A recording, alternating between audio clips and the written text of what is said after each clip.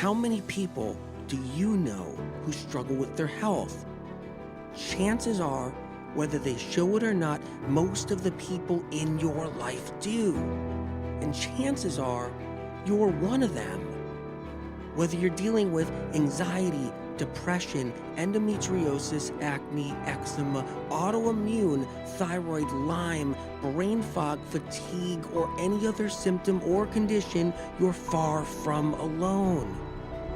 Living with symptoms has become the new normal. So no more guessing games. It's time to get answers. Welcome to the Medical Medium Podcast. I'm Anthony William. We're talking about adrenals. We live in a world where we don't realize it, but we get our kicks from adrenaline, our adrenaline. We get high, and for many, it's how we get by. But who pays the price? Is it your adrenals, or you, or both, or even everyone around you? Adrenaline is liquid gold, precious resource. But are we taught to throw it away?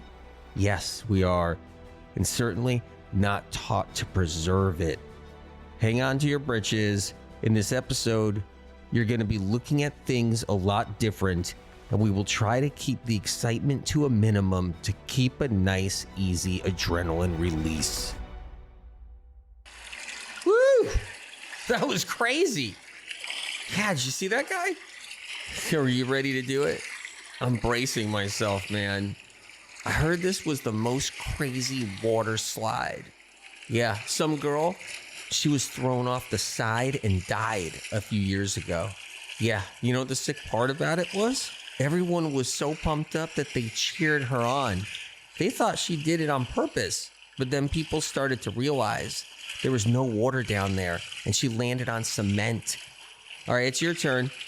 All right, get ready. I think we're 700 feet up on this hill. My heart is racing.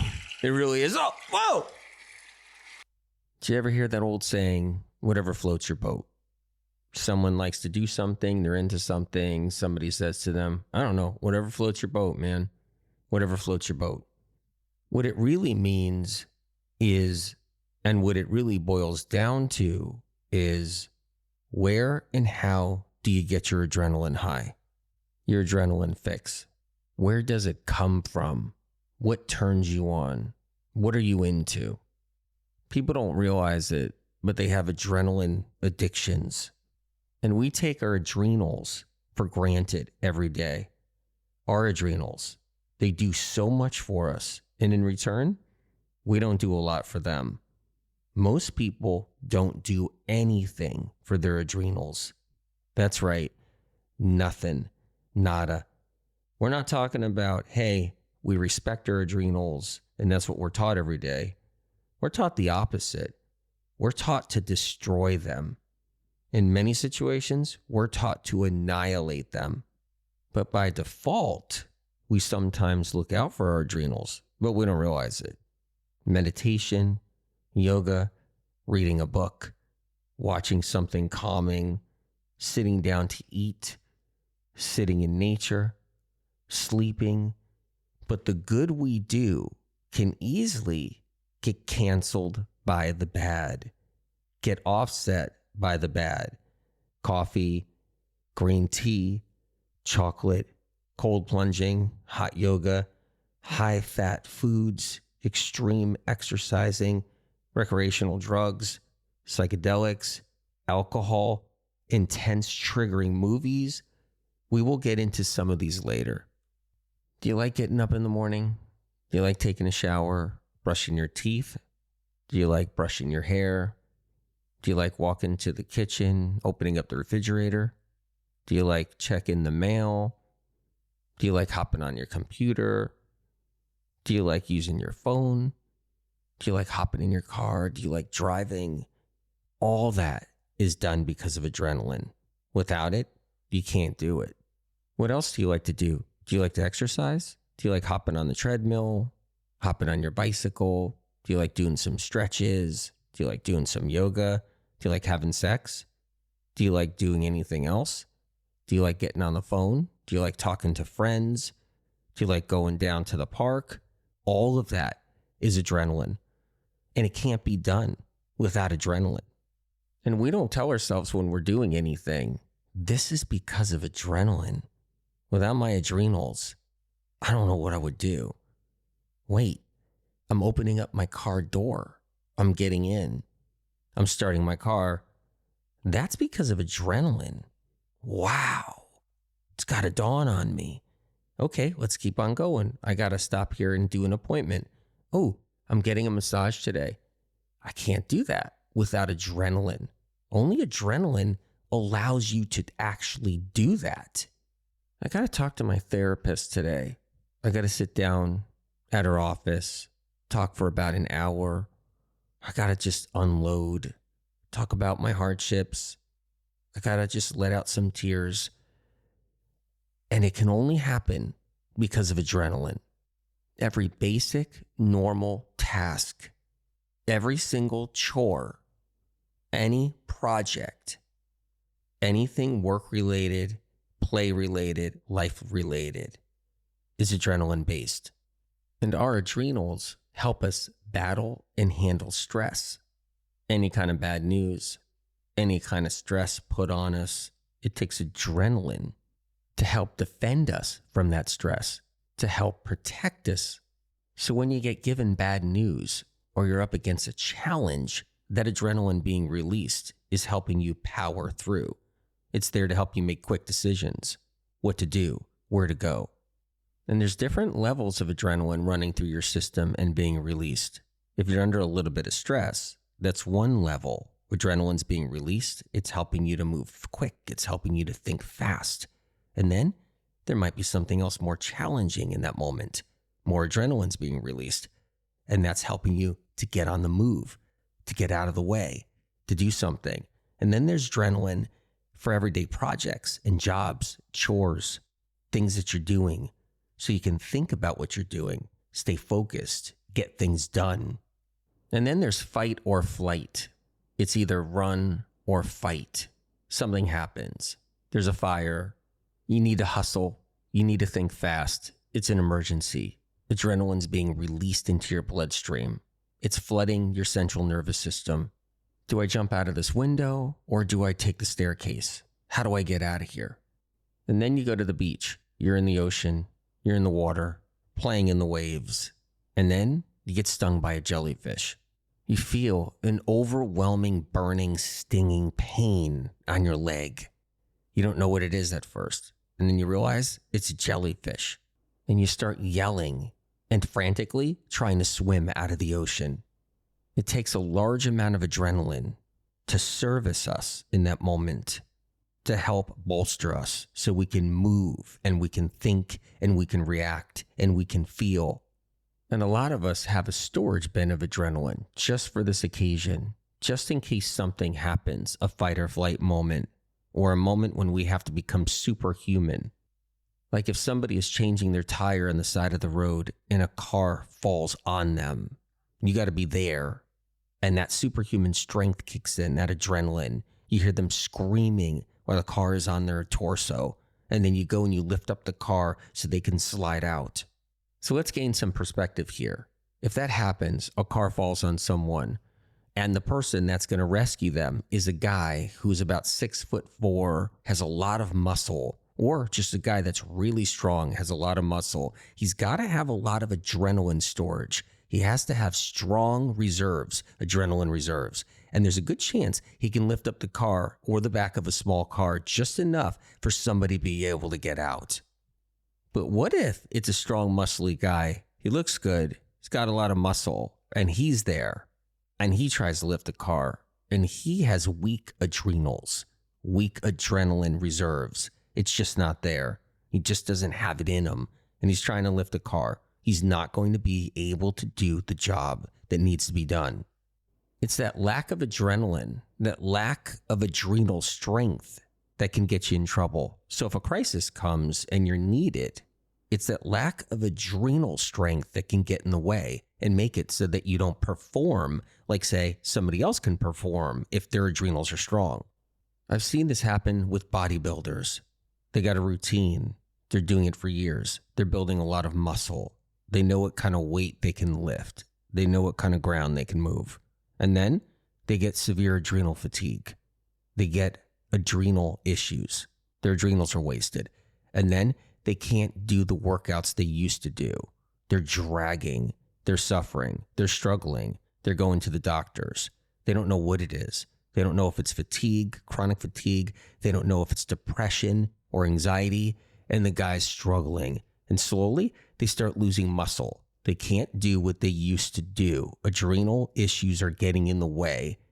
And it takes a little time for them to lose the muscle because at first they have the muscle, it's there, but they just don't have that inner strength because they have adrenal issues. And then over time, if they can't keep the muscle on by using them enough to the capacity of what they were doing before, and that adrenal issue gets in the way, they start to slowly waste away, wasting muscle away. It's partly why, if you've ever heard this before, that sometimes a skinny, scrappy person tends to be able to do a lot, lift a lot. It's like that group of firefighters. There's one that's skinny and lanky, but the guy can lift a heavy burning log. Or that construction crew where you got a skinny, lanky guy. He's got muscle, he's toned, the guy looks good. He can lift a lot of bricks. He's known for it. And then there's a couple of guys on that same crew. One is really built. He's always wondering how that skinny, lanky guy, that scrappy guy, can lift all those bricks when he can't really lift them as much or as good. There's a reason. Adrenaline plays a role in this. And then you ask the skinny, scrappy guy, how do you do it? And the guy would be like, I just have a strong back. But really, it's more than that. It's adrenal reserves, adrenaline strength. And we need adrenaline reserves for that special moment, like giving birth. That's when fight or flight happens for a woman, having a baby. The baby has to come out. The body knows this. The central nervous system knows this. It's time. The reproductive system knows this. And adrenaline is needed. When the water breaks, people around a woman will say, stay calm, everybody stay calm. Let's get in the car. Let's get moving. Let's get going to the hospital. Or if it's a birth at home, okay, let's get things ready. Because everybody's freaking out. Adrenaline is flowing. The woman's adrenal strength means everything. Adrenaline reserves and adrenal strength can determine if it's going to be an easy birth or a very arduous labor. When the woman pushes with all her might, pushes really hard with everything she has, every bit of inner strength, every cell in her body, every single piece of her existence is into that one big huge push and then that other big huge push to get the baby to move. It's adrenaline behind it. Adrenaline reserves can determine if it's going to be a strong push, a very productive push, or a weak push, an unproductive push. A lot of emergency C-sections are because of weak adrenals. If the labor's really long, it's not the woman that's giving up, or it's not her real physical muscles or physical body just giving up. It's the lack of adrenaline. It's the adrenals giving up during that childbirth, which could lead to an emergency C-section. There are many different reasons why women can have complicated childbirth situations, but one of the most common is weak adrenals. But women aren't being taught to protect their adrenals, strengthen their adrenals, and preserve their adrenals, and prepare them for childbirth. But it's the opposite. Women are taught to actually destroy their adrenal glands. Caffeine, chocolate, coffee, tea, intermittent fasting, high-fat diets, cold plunging, restricting calories, low sugar diets, low carb diets, long-term water fasting, long-term juice fasting, extreme exercising, hot yoga, recreational drugs, psychedelics, drinking alcohol, laying in the hot sun for hours and hours, watching intense triggering movies, and the list goes on. And it's not about judging anybody. That's not it at all. People can do what they want. They can do what they like to do. Remember, it's whatever floats your boat. Because one day, if you hit the wall, if something happens, it's good to know you can do something about it. It's good to have the knowledge in case there's something that you're doing that could be backed off a bit, or something you could do that could really help you through it to realize, hey, my adrenals might be wasted here. For example, a lot of people with adrenal fatigue right now are doing cold plunging. And what's happening is they're feeling like, woo, something was refreshed in them. Something happened and they feel good for the moment when they come out. But what's happening is they're on an adrenaline high. What this means is when you were dipping into that cold, icy water, your body started to fight for its life because of the temperature dropping. And your adrenals released a lot of adrenaline because it was fight or flight. Your adrenals are releasing that adrenaline to keep your temperature up, your core temperature up, because you're making your core temperature colder. What do you think happened when the Titanic was going down and everybody was floating around in that icy cold water? They were freezing to death within minutes. Now, of course, they didn't have the option to get out of the water and say, hey, our cold plunge is done. But a lot of people now are in competitions and they're trying to stay in there as long as they can, and they're putting their bodies into severe crisis, which means they're putting their adrenals into severe crisis. It can become an addiction. You're getting an adrenaline high. The irony? Nobody knows they're getting an adrenaline high when they're doing cold plunging. They have no idea that that's actually what's happening. But a year down the road or 2 years down the road, when your adrenals decide to say, see ya, and you're hitting the wall and you don't know why you can't even take 10 steps, you're going to be like, what happened? What was it? You're never going to blame the cold plunging ever, but you'll blame that piece of spinach you ate one day. And if you're a woman and you had a really difficult childbirth, really incredibly difficult childbirth, and you don't know why, and you don't know why you're so exhausted afterwards, where for months you just can't get back to where you were, you won't blame it on all the cold plunging you were taught to do for the last couple of years. You'll blame it on something entirely different. One thing that chips away at our adrenal glands over time is high-fat diets. The more fat we eat, the more overt fat we eat, the more adrenaline is released. The more fats we gobble down and eat in our meals, the more adrenaline's getting into our bloodstream and released. This is why when someone goes low fat for a little while, a healthy low fat regimen of some kind, they start rebuilding their adrenals, they start getting stronger over time, they start getting replenished, and then they go and eat a lot of fat, like whatever diet they choose, whether it's animal protein or it's plant-based fat, and they end up gobbling down a lot of fat, and they get this euphoric feeling like, whoa, like a rush. They feel this energy, they feel this surge, and what they don't realize is they just felt their adrenal glands go explode of adrenaline to try to help save them from the amount of fat that's floating in their bloodstream so they don't have a heart attack or interrupt the brain chemistry at all.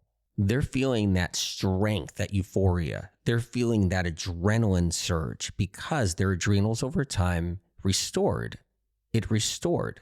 And then now the adrenaline's being released, a lot of it. The reason why adrenaline's released into the bloodstream when you're on a high-fat diet or eating high fats all the time, it's to thin out the blood. It's to protect the heart.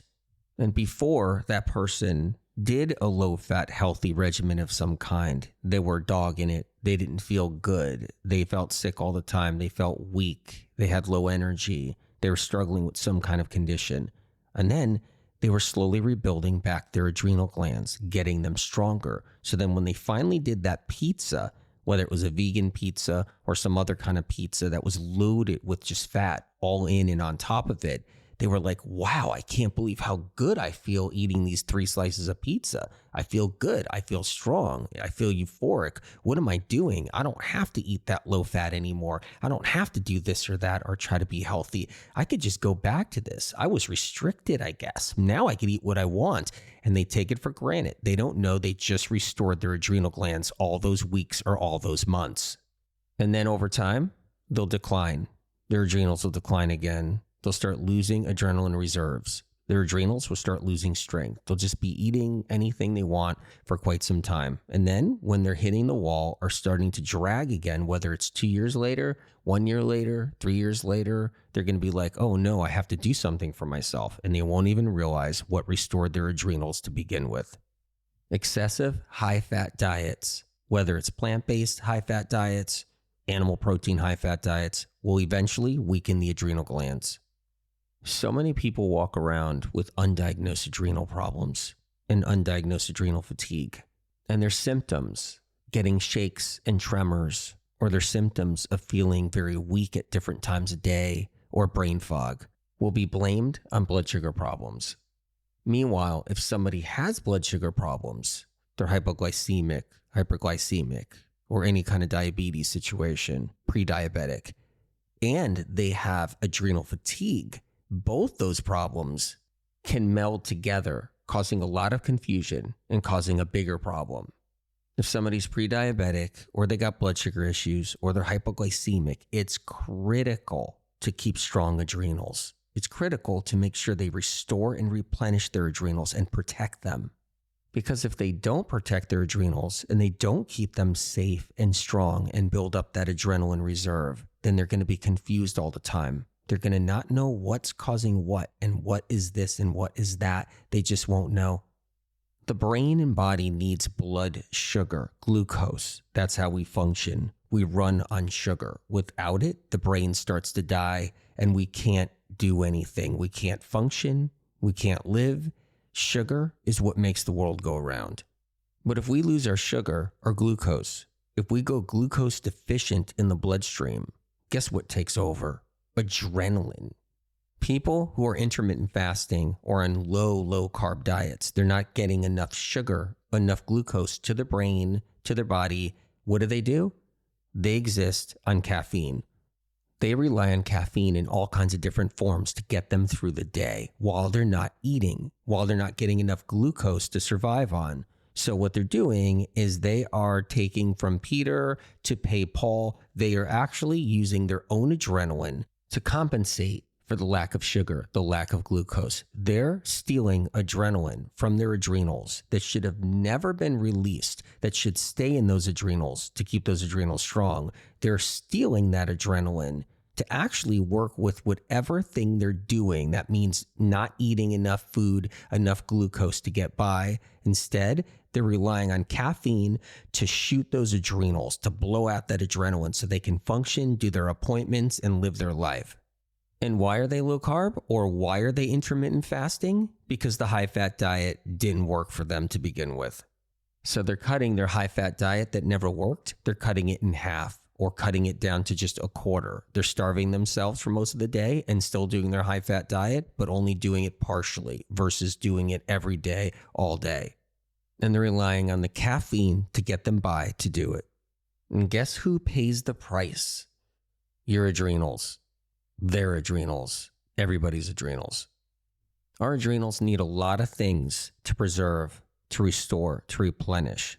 A couple of things that our adrenals need is glucose, sodium, and potassium. Electrolytes and glucose. If you don't have the glucose and electrolytes in your bloodstream floating around in your brain, then your adrenals are going to know about it and they're going to release adrenaline to compensate. And the more adrenaline released, the more problems we get down the road. So we're not freed just because we're doing intermittent fasting for years or we're doing cold plunging for years and we're going to just be healthy, great, have longevity, and live forever. Instead, we're going to have long-term adrenal and adrenaline damage. That means adrenaline going into the brain and burning out neurotransmitter chemicals over time. So all the different adrenaline addictions, many of them we've already mentioned in this episode, over time push the adrenals over the edge, releasing lots of adrenaline, and that adrenaline floating through the body and the brain, burning out neurotransmitter chemicals, burning out neurons, weakening the nerve sheath of all the central nervous system, and creating a problem with cranial nerves and the vagus nerves, upping anxiety as the years go by, creating issues all throughout the body, including the liver and even the stomach glands inside the stomach that creates your gastric acid, your hydrochloric acid. Adrenaline addictions weaken the central nervous system, bringing people to new types of symptoms in their lives, new confusion. They get lost. They don't know why they're sick. They don't know what's wrong. And long-term adrenaline wastage was behind a part of it. So let's talk a little bit about restoring your adrenals. Sleep does help to restore adrenals, but a lot of people that are under stress, they're under turmoil, they're under challenges, can't sleep good. So it's kind of not fair to them. Sleeping would help their adrenals, would help them fend off what they're up against, help protect them but they can't sleep great because of the stress and challenges. So one thing that can help restore adrenals is resting. It doesn't mean you're sleeping. It could just mean you're resting. You're laying there with your eyes closed, even if it's for 10 minutes every hour, or 10 minutes in the afternoon, or 15 minutes at the end of the day, or mid-morning. Just laying there, resting the nerves, also rests the adrenals and helps to restore them. Another way to help restore the adrenals is lowering your overt fats. So if you're an animal protein person, find a way to lower some of your fats. It could be lowering animal protein a little bit, or lowering plant fats that you're also eating at the same time. Lowering your nuts and seeds, lowering your oils, lowering your animal protein, bringing your fat down. Same thing if you're plant-based or vegan. Lowering your oils, your plant-based oils, lowering your nuts and seeds, lowering your avocado, bringing it down a little bit. Bringing down the overt fats helps to restore the adrenal glands. Another way to actually restore your adrenals is having adrenal snacks, medical medium adrenal snacks. They have a balance of glucose, sodium, and potassium. Those three things are critical to protect your adrenals and help restore them, and to balance your blood sugar. A lot of people, their blood sugar drops really quickly, and then their adrenaline sets off. And then, boom, they're having all this adrenaline floating through the bloodstream instead of having glucose, sodium, and potassium floating in their bloodstream. Another powerful tool that helps restore adrenal glands is celery juice. Every single day, having celery juice. Try to have it on an empty stomach. Try to have it a half an hour away from food. Having celery juice every single morning on an empty stomach is really helpful to help restore adrenal glands. Another powerful way to protect your adrenal glands and help replenish and restore them is not going long without eating. Making sure that you're having snacks in between your meals, or having snacks all day long. Eating every hour and a half to 2 hours will protect your adrenals so they're not releasing unnecessary wastage of adrenaline into your bloodstream. And if somebody can't snack and they have a lot of digestive stress or some kind of digestive problem, they could try a little bit of coconut water or maybe some apple, cucumber, celery juice. They can have that in between meals. Some other helpful tools for the adrenals are licorice root, ashwagandha, lemon balm, and B12. The B12 should be adenosylcobalamin and methylcobalamin. For more information, check out medicalmedium.com. Check out the Medical Medium book series. There's a tremendous amount of adrenaline and adrenal information in the Medical Medium book series that can really help somebody navigate and move forward. I love paddleboarding. It's like so relaxing. What do you think? You like it too? I know. Oh my God. It's like smell the air, the ocean air. This is like rejuvenating my soul. Yeah. What is that? That's a dolphin. Yeah, that's a dolphin fin. You see how the fin is curved in a... Wait a minute. That's not a dolphin fin. Oh my God. Nope. 2 sharks.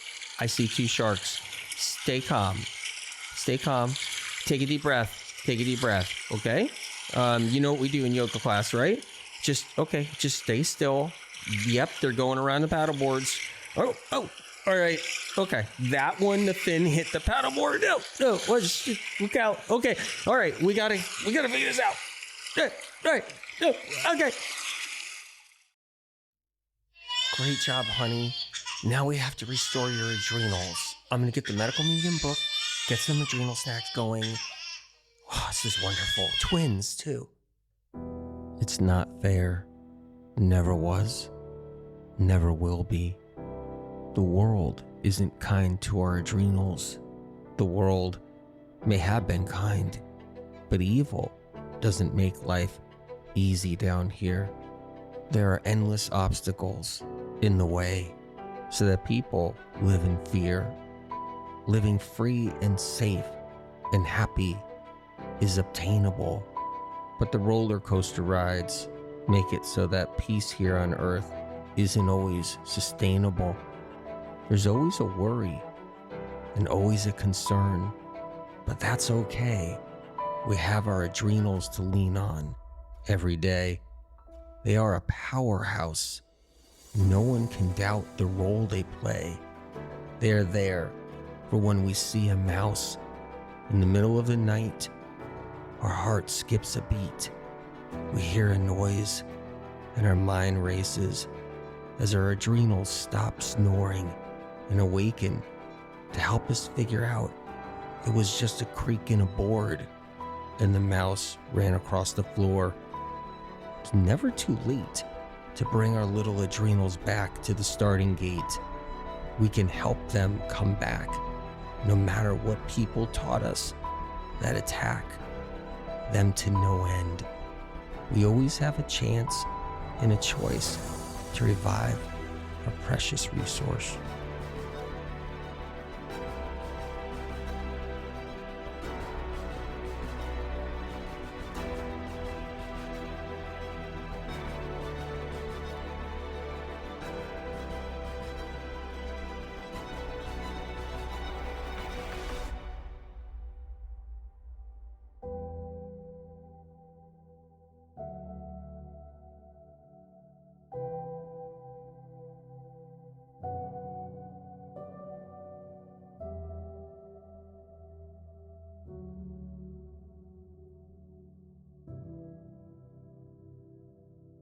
Original published medical medium information gets stolen and poached by podcast doctors, social media doctors, influencers, and medical clinics. Medical medium information has never yet been proven wrong by medical science and research. Instead, the opposite, only proven right and then taken from medical medium published material and used in the conventional and alternative health communities. Medical medium information continually sets the stage for medical science to understand chronic illness better. If you choose to share or use the original, unique content from the Medical Medium podcast, books, or Medical Medium social media, please cite where this information comes from, so others who see and learn of this information have a chance to know where it all originates, to give them an opportunity to heal, so they don't end up losing years of their life searching for answers like so many have before them. The Medical Medium information here on this podcast doesn't come from broken science, interest groups, medical funding with strings attached, botched research, lobbyists, internal kickbacks, persuaded belief systems, private panels of influencers, health field payoffs, trendy traps, or gathered bits and pieces of gimmicky confusion. Because chronic illness is exploding like never before in our modern day history, it takes a greater force than us down here. It takes a helping hand from above. Medical medium information has street cred. It's an organic movement of countless people around the world healing. More healing stories of real people not being paid to tell their life-changing experiences of rising out of the ashes of sickness and entering into the light of full recovery, getting their lives back and finally healing when nothing else in the world of health could move the needle and get them better. The information on this podcast is not man-made. It comes from above, from a higher source. Whatever you believe in, whether God, the universe, the light, or the creator, or if you believe in nothing at all, that we're just floating through space together on this rock. Know that the information you hear on this podcast is separate from all the other noise out there. It comes from a different place, a pure, untampered with, advanced, clean, uncorrupted, original, primary source, a higher source, spirit of compassion.